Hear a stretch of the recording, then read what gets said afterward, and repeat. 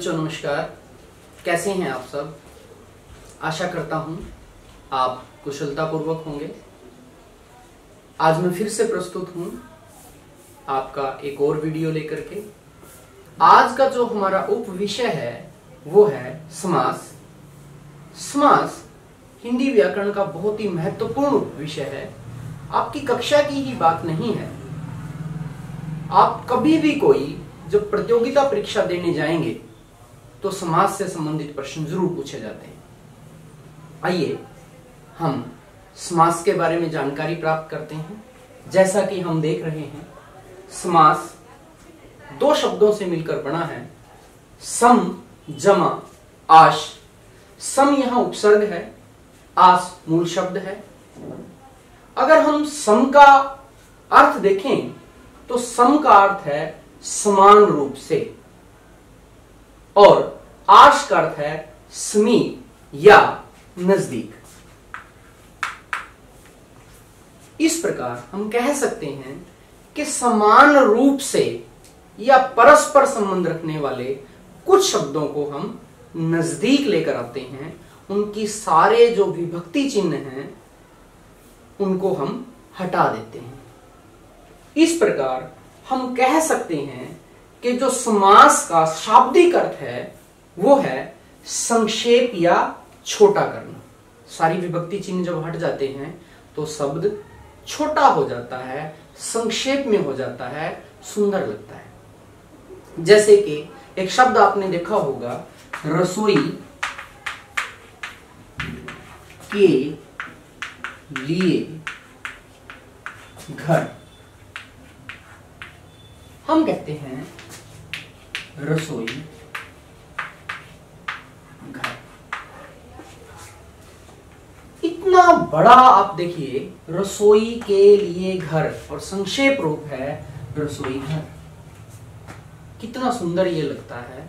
जब अपनी बात को आप संक्षेप में कहेंगे तब वो ज्यादा प्रभावशाली होती है। यहां एक बात और पैदा होती है कि समास की हमें जरूरत क्यों पड़ती है।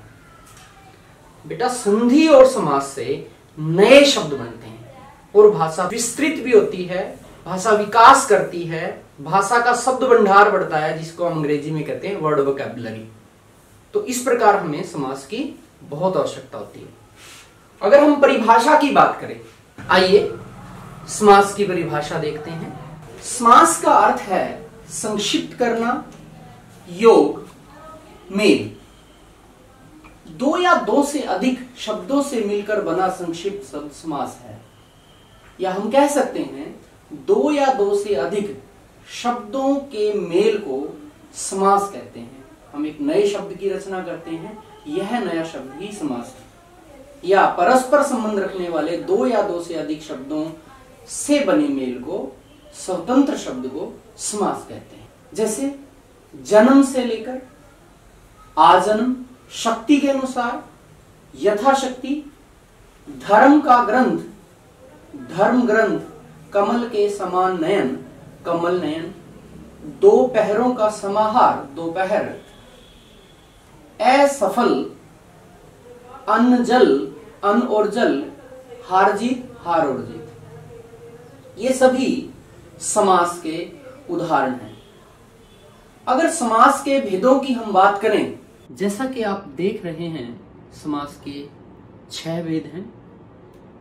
पहला अव्ययभाव समास, दूसरा तत्पुरुष समास, तीसरा द्विगु समास, चौथा द्वंद्व समास, पांचवा कर्मधारय समास और छठा बहुव्रीहि समास।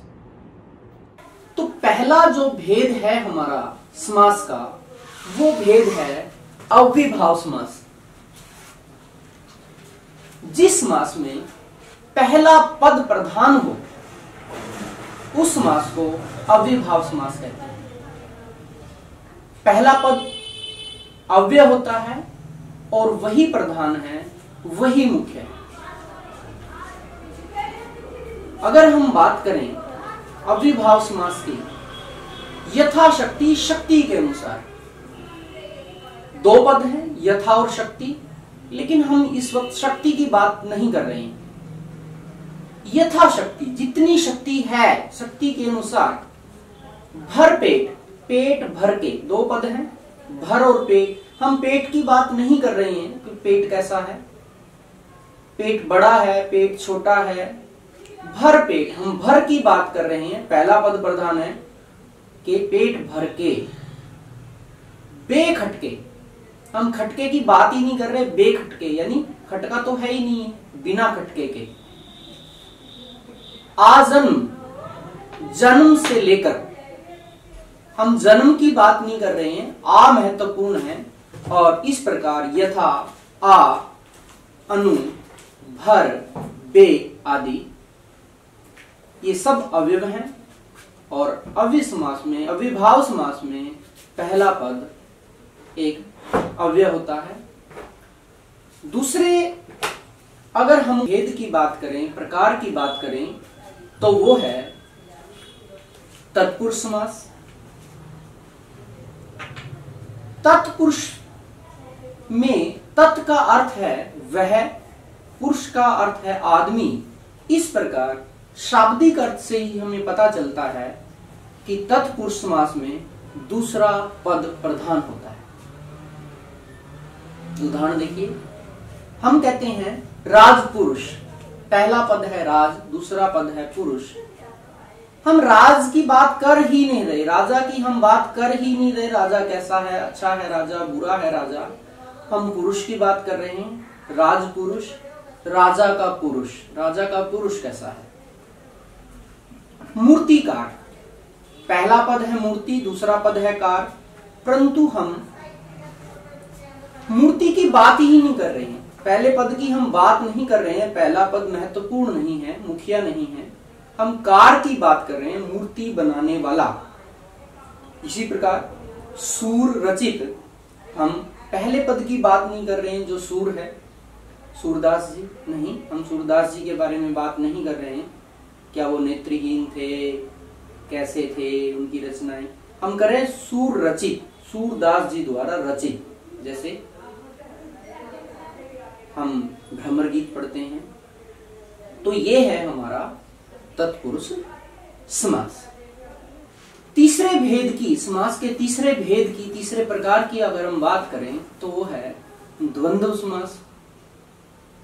हमने देखा पहले भेद में जहां पहला पद प्रधान था, दूसरे भेद में तत्पुरुष में दूसरा पद प्रधान था।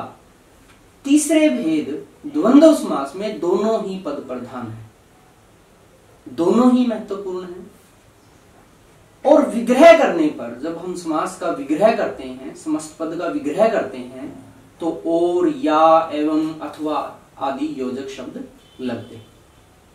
जैसे देखिए, थोड़ा बहुत योजक चिन्ह लगा हुआ है, लेकिन विग्रह में हम लगाते हैं थोड़ा या बहुत। पाप पुण्य, पाप और पुण्य, या पाप अथवा पुण्य, दाल रोटी, दाल और रोटी। इस प्रकार माता पिता, रात दिन, अच्छा बुरा, दोनों ही पद प्रधान हैं। हम कहते हैं बेटा बेटी, बेटा या बेटी दोनों, हम बेटा और बेटी दोनों महत्वपूर्ण है। हम कहते हैं बेटा और बेटी, तब भी हम दोनों की बात कर रहे हैं। तो इस प्रकार हम देखते हैं कि द्वंद्व समास में दोनों ही पद प्रधान होते हैं। आपको दूर से ही पता चल जाता है, इसके योजक चिन्हों से भी पता चल जाता है। और जो विग्रह करने पर हम योजक शब्द लगाते हैं, जैसे मैंने अभी बताया था, और, या, एवं, अथवा, इनसे भी इस समास की पहचान दूर से ही हो जाती है। समास का जो चौथा भेद है, जो चौथा प्रकार है, वो है बहुव्रीहि समास। सबसे पहले भेद में अविभाव समास में हमने देखा पहला पद प्रधान था। दूसरे भेद तत्पुरुष समास में हमने देखा दूसरा पद प्रधान था।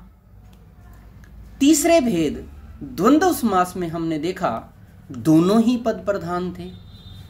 अब आता है चौथा भेद बहुव्रीहि समास। इसमें कोई भी पद प्रधान नहीं होता। हम कह सकते हैं जिस समास में कोई भी पद प्रधान नहीं होता, दोनों पद मिलकर किसी तीसरे पद की ओर संकेत करते हैं, वह बहुव्रीहि समास है। जैसे उदाहरण अगर हम देखें, लंबोदर, लंबा है उदर जिसका। अब हम बात कर रहे हैं श्री गणेश की। ये रूढ़ हो चुका है लंबोदर श्री गणेश जी के लिए। बहुव्रीहि समास में दोनों ही पदों से जो समस्त पद बनता है वो किसी तीसरे ही पद के लिए रूढ़ हो चुका होता है।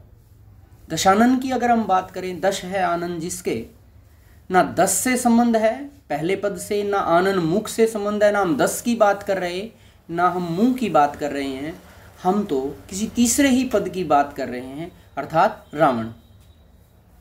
इसी प्रकार अगर हम बात करें नीलकंठ, अगर हम बात करें, ना हम पहले पद की बात कर रहे हैं नीले की, ना हम कंठ की बात कर रहे हैं गले की, ये रूढ़ हो चुका है भगवान शिव के लिए। महावीर, महान वीर है जो, ना महा की बात कर रहे हैं जो महान है, ना वीर की बात कर रहे हैं बहादुर की, तीसरे पद की हम बात कर रहे हैं हनुमान की। तो महावीर तीसरे ही पद की ओर संकेत है, यही बहुव्रीहि समास की विशेषता है। पंकज, ना हम कीचड़ की बात कर रहे हैं, ना कीचड़ में पैदा होने की, ना पैदा होने की, ना कीचड़ की, हम तो तीसरे ही पद की ओर इशारा कर रहे हैं जो कमल है। पंकज रूढ़ हो चुका है कमल के लिए। पीतांबर, पीले हैं अंबर जिसके, अर्थात श्री कृष्ण। यहाँ ना हम पीत की बात कर रहे पीले की, ना हम अंबर की बात कर रहे हैं कपड़े की, ना पहला पद प्रधान, ना दूसरा पद प्रधान, ना दोनों पद प्रधान, तीसरे ही पद की ओर इशारा है, संकेत है, रूढ़ हो चुका है उसके लिए, अर्थात श्री कृष्ण।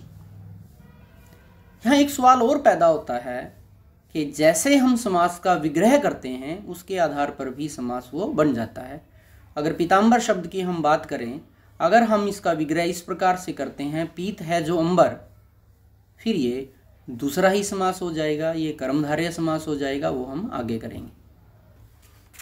समास का जो पांचवा भेद है, समास का जो पांचवा प्रकार है, वो है द्विगु समास।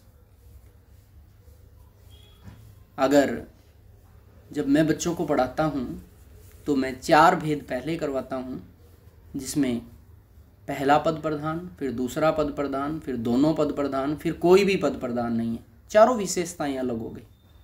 जो समास के 6 भेद हैं, जैसा कि हमने पहले बताया, तो ये 2 समास मैं तत्पुरुष समास के ही भाग मानता हूँ। द्विगु समास की हम बात कर रहे हैं, जिस समास का पहला पद संख्यावाची हो, संख्या बताने वाला हो, गिनती बताने वाला हो, और जो समस्त पद है समास का वो किसी समूह का बोध कराए, ज्ञान कराए, समाहार का ज्ञान कराए, उसे द्विगु समास कहते हैं। जैसे उदाहरण देखिए, पंजाब, 5 आबों का समूह, आबों नदियों, आपको पता हो शायद पंजाब में 5 नदियां बहती हैं, बहुत महत्वपूर्ण नदियां हैं हिंदुस्तान के लिए। तो 5 आबों का समूह पंजाब। तो पहला जो पंज है वो 5 है, वो गिनती बता रहा है। त्रिवेणी, 3 वेणियों का समूह, 3 गिनती बता रहा है पहला पद, तो पहला पद संख्यावाची है, गिनती बता रहा है। सप्ताह, 7 दिनों का समूह। नवग्रह, 9 ग्रहों का समाहार या समूह। इसी प्रकार शताब्दी, शताब्दियों का समूह। तो ये है हमारा द्विगु समास। अलग से इसकी पहचान है, अलग से इसकी विशेषता है, पहला पद संख्यावाची है। अंतिम और छठे भेद की अगर हम बात करें तो वो है कर्मधारय समास। दूर से पता लगने वाला, विशेष विशेषताएं रखने वाला। जिस समास में पहला पद और दूसरे पद में उपमान उपमेय या विशेषण विशेष्य का संबंध हो, वो कर्मधारय समास कहलाता है। उदाहरण देखिए जिससे आप इस भेद को पूरी तरह से समझ पाएं। काली मिर्च, काली है जो मिर्च, एक शब्द की विशेषता बताई जा रही है, और दूसरा शब्द है जो उस विशेषता को बता रहा है। एक की तुलना हो रही है और दूसरे शब्द से वो तुलना की जा रही है। जैसे काली मिर्च में हम देखते हैं, काली शब्द विशेषण शब्द है, विशेषता बता रहा है, और मिर्च की विशेषता बताई जा रही है, मिर्च विशेष्य है। महाराज महान है जो राजा, महान शब्द विशेषण और राजा विशेष्य जिसकी विशेषता बताई जा रही है। नील गाय, नीली है जो गाय, नीला रंग विशेषण है और तो गाय जिसकी विशेषता बताई जा रही है। अगर हम फिर से समास के विग्रह की बात करें तो हम पाएंगे कि विग्रह के आधार पर भी समास निश्चित होता है। जैसे हमने बात की थी बहुव्रीहि समास में नीलकंठ की। अगर हम इसका विग्रह करते हैं, नीला है कंठ जिसका, अर्थात भगवान शिव, तो ये आपने देखा है बहुव्रीहि समास है, क्योंकि तीसरे ही पद की ओर इशारा है, तीसरे पद की ओर संकेत है, तीसरे पद के लिए रूढ़ हो चुका है। लेकिन अगर हम करते हैं इसका विग्रह इस प्रकार से, नीला है जो कंठ, तब नीला जो शब्द है वो विशेषण है और कंठ जो शब्द है वो विशेष्य है, गले की विशेषता बताई जा रही है। अब ये बहुव्रीहि समास का उदाहरण ना होकर के कर्मधारय समास का उदाहरण है। एक उदाहरण और देखें। हमने बहुव्रीहि समास में आपको बताया था कि पीताम्बर का अगर हम विग्रह करते हैं, पीत है अंबर जिसके, भगवान श्री कृष्ण, पीताम्बर श्री कृष्ण के लिए रूढ़ हो चुका है, वो पीले कपड़े पहनते थे। अब हम अगर इसका विग्रह इस प्रकार करें, पीत है जो अंबर, तो ये कर्मधारय समास है, क्योंकि एक शब्द की विशेषता बताई जा रही है और दूसरा शब्द है जो विशेषता बता रहा है। इस समास को भी आप दूर से ही पहचान सकते हैं इसकी विशेषताओं के आधार पर। तो बच्चों, इस प्रकार हमने व्याकरण के एक महत्वपूर्ण उपविषय समास के बारे में जानकारी प्राप्त की। समास क्या है, दोबारा से देखिए। परस्पर संबंध रखने वाले दो या दो से अधिक शब्दों के मेल को समास कहते हैं। समास से नए शब्द बनते हैं, भाषा समृद्ध होती है। साथ ही साथ समास के भेदों में हमने बात की। समास के 6 भेद हैं। पहला अव्ययभाव समास, जिसमें पहला पद प्रधान होता है। दूसरा तत्पुरुष समास, जिसमें दूसरा पद प्रधान होता है। तीसरा द्वंद्व समास, जिसमें दोनों पद प्रधान होते हैं। चौथा बहुव्रीहि समास, जिसमें कोई भी पद प्रधान नहीं है, तीसरे ही पद की ओर इशारा है। पांचवा द्विगु समास, जिसमें पहला पद गिनती बताने वाला है या संख्यावाचक होता है। और अंतिम और छठा जो भेद है कर्मधारय समास, जिसमें दोनों पदों के बीच उपमान उपमेय या विशेषण विशेष्य का संबंध होता है। आशा करता हूँ आपके समझ में आया होगा और आप इसको अपने जीवन में, प्रतियोगिता परीक्षाओं में सही ढंग से उपयोग कर पाएंगे। जय हिंद।